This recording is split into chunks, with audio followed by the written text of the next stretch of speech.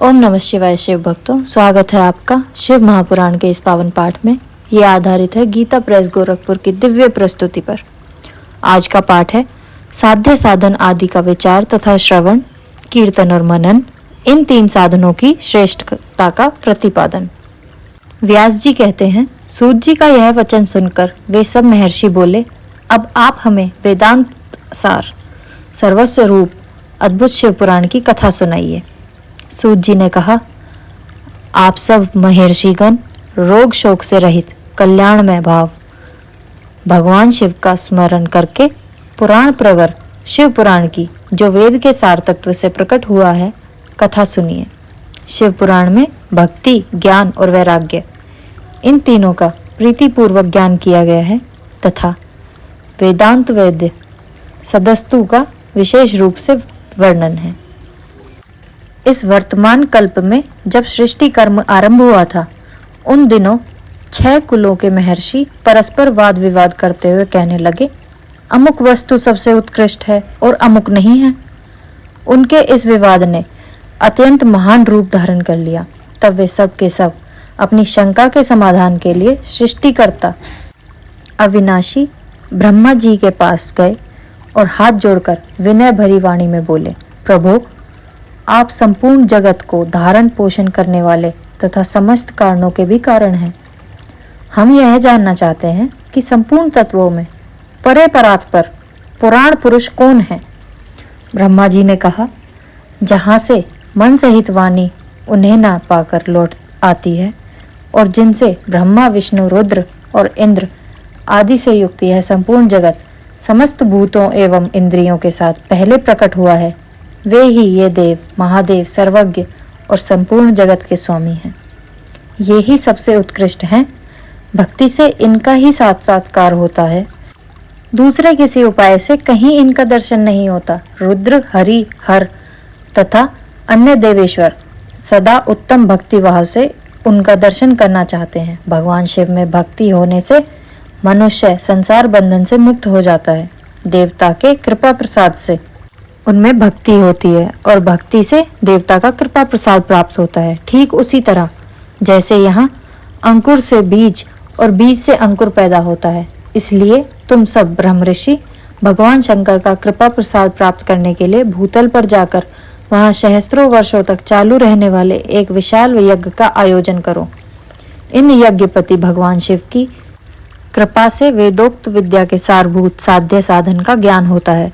शिव पद की प्राप्ति ही साध्य है, उनकी सेवा ही साधन है तथा उनके प्रसाद से जो नित्य आदि फलों की ओर से निहित होता है, वही साधक है। वेदोक्त कर्म का अनुष्ठान करके उसके महान फल को भगवान शिव के चरणों में समर्पित कर देना ही परमेश्वर पद की प्राप्ति है। वही सालोक्य उन पुरुषों की भक्ति के अनुसार उन सबको उत्कृष्ट फल की प्राप्ति होती है। उस भक्ति के साधन अनेक प्रकार के हैं, जिनका साक्षात महेश्वर ने ही प्रतिपादन किया है। उनमें से सारभूत साधन को संक्षिप्त करके मैं बता रहा हूँ। कान से भगवान के नाम, गुण और लीलाओं का श्रवण, वाणी द्वारा उनका कीर्तन तथा मन के द्वारा उनका मनन, इन तीनों को महान साधन कहा गया है। तात्पर्य यह है कि महेश्वर का श्रवण, कीर्तन और मनन करना चाहिए। यह श्रुति का वाक्य हम सबके लिए प्रमाणभूत है। इसी साधन से संपूर्ण मनोरथों की सिद्धि में लगे हुए आप लोग परम साध्य को प्राप्त हों।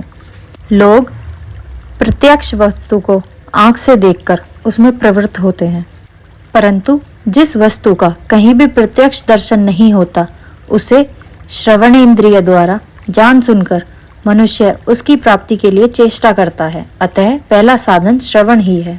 उसके द्वारा गुरु के मुख से तत्व को सुनकर श्रेष्ठ बुद्धि वाला विद्वान पुरुष अन्य साधन कीर्तन और मनन की सिद्धि करे। क्रमशः मनन पर्यंत इस साधन की अच्छी तरह साधना कर लेने पर उसके द्वारा सालोक्य आदि के क्रम से धीरे धीरे भगवान शिव का संयोग प्राप्त होता है।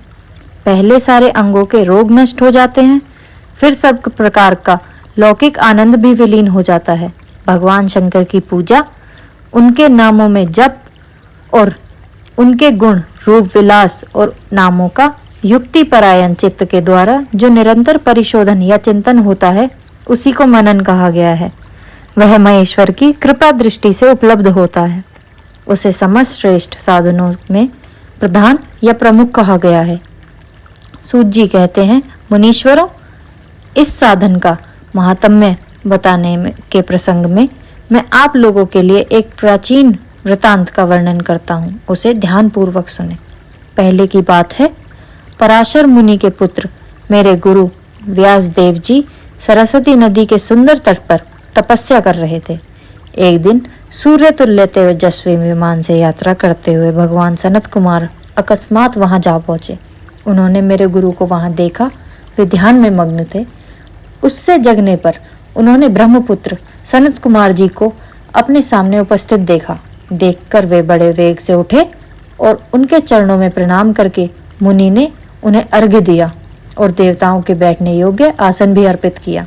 तब प्रसन्न हुए भगवान सनत कुमार विनीत भाव से खड़े हुए व्यास जी से गंभीर वाणी में बोले, मुने, तुम सत्य वस्तु का चिंतन करो। वह सत्य पदार्थ भगवान शिव ही हैं, जो तुम्हारे साक्षात्कार के विषय होंगे। भगवान शंकर का श्रवण, कीर्तन, मनन, ये 3 महत्तर साधन कहे गए हैं। ये तीनों वेद सम्मत है। पूर्व काल में मैं दूसरे साधनों में संभ्रम होकर घूमता घामता मंदराचल पर जा पहुंचा और वहां तपस्या करने लगा। तदंतर महेश्वर शिव की आज्ञा से भगवान नंदिकेश्वर वहां आए। उनकी मुझ पर बड़ी दया थी। वे सबके साक्षी तथा शिव गणों के स्वामी भगवान नंदिकेश्वर मुझे स्नेहपूर्वक मुक्ति का उत्तम साधन बताते हुए बोले, भगवान शंकर का श्रवण, कीर्तन और मनन, ये तीनों साधन वेद सम्मत हैं और मुक्ति के साक्षात कारण हैं। यह बात स्वयं भगवान शिव ने मुझसे कही है। अतः ब्राह्मण, तुम श्रवण आदि तीनों साधनों का ही अनुष्ठान करो। व्यास जी से बारंबार ऐसा कहकर अनुगामियों सहित ब्रह्मपुत्र सनत कुमार परम सुंदर ब्रह्मधाम को चले गए। इस प्रकार पूर्व काल के इस उत्तम वृतांत का मैंने संक्षेप से वर्णन किया है। ऋषि बोले, सूत जी, श्रवण आदि 3 साधनों को आपने मुक्ति का उपाय बताया है, किंतु जो श्रवण आदि तीनों साधनों में असमर्थ हो, वह मनुष्य किस प्रकार का उपाय कर सकता है और मुक्त हो सकता है?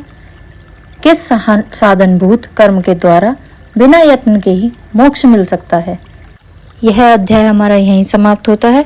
कल हम पढ़ेंगे भगवान शिव के लिंग एवं साकार विग्रह की पूजा के रहस्य तथा महत्व का वर्णन। धन्यवाद दोस्तों, आपने आज का पाठ ध्यान से सुना। ये हमने लिया है गीता प्रेस गोरखपुर के संक्षिप्त शिव पुराण से। अगर आपको वीडियो पसंद आया हो तो लाइक ज़रूर करें, कमेंट में अपने विचार बताएं और चैनल को सब्सक्राइब करना ना भूलें। हर नए पाठ की जानकारी के लिए बेल आइकन अवश्य दबाएं। मिलते हैं अगले अध्याय में, तब तक के लिए हर हर महादेव।